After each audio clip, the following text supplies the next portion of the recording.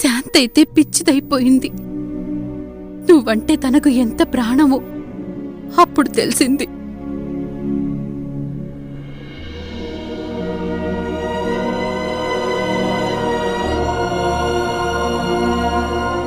నీకు స్పృహ వచ్చింది, శాంతిని దగ్గరికి తీసుకున్నావు. క్షణమైనా వదలకుండా శాంతిని పక్కనే కూర్చోబెట్టుకున్నావు. ఒక్కసారైనా నా కోసం అడగలేదు. నీకు శాంతి అంటే ఎంత ఇష్టమో అప్పుడు అర్థమైంది. నీ మనసులో ఉన్నది నేను కాదు,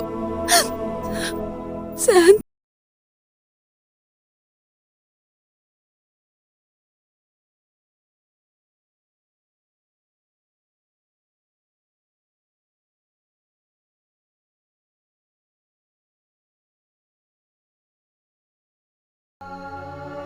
అక్కడ మూడో మనిషికి స్థానం ఉంటుంది.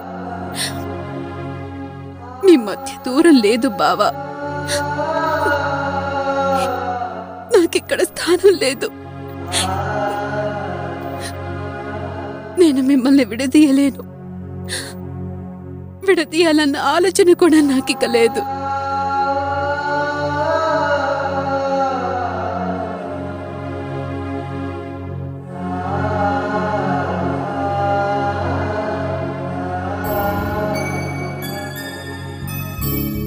నేను అమెరికా వెళ్ళిపోదాం అనుకుంటున్నాను బావా. ఇంతవరకు జరిగిందంతా మర్చిపోయి కొత్తగా జీవితం మొదలు పెట్టాలనుకుంటున్నాను. I want to start a new life.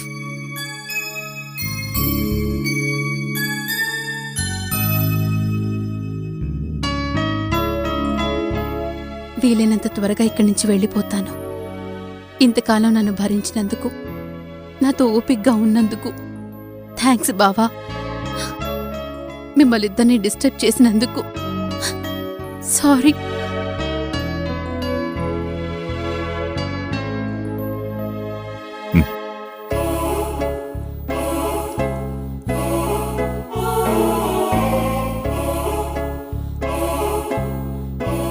కూర్చో.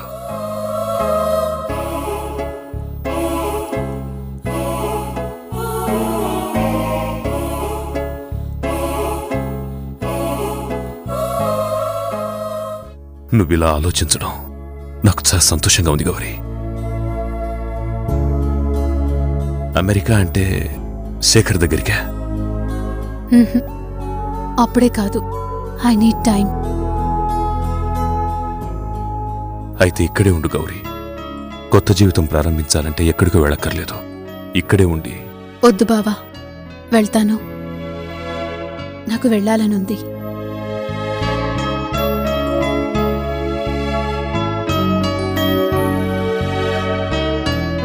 ప్లీజ్ బావా, లెట్ మీ గో.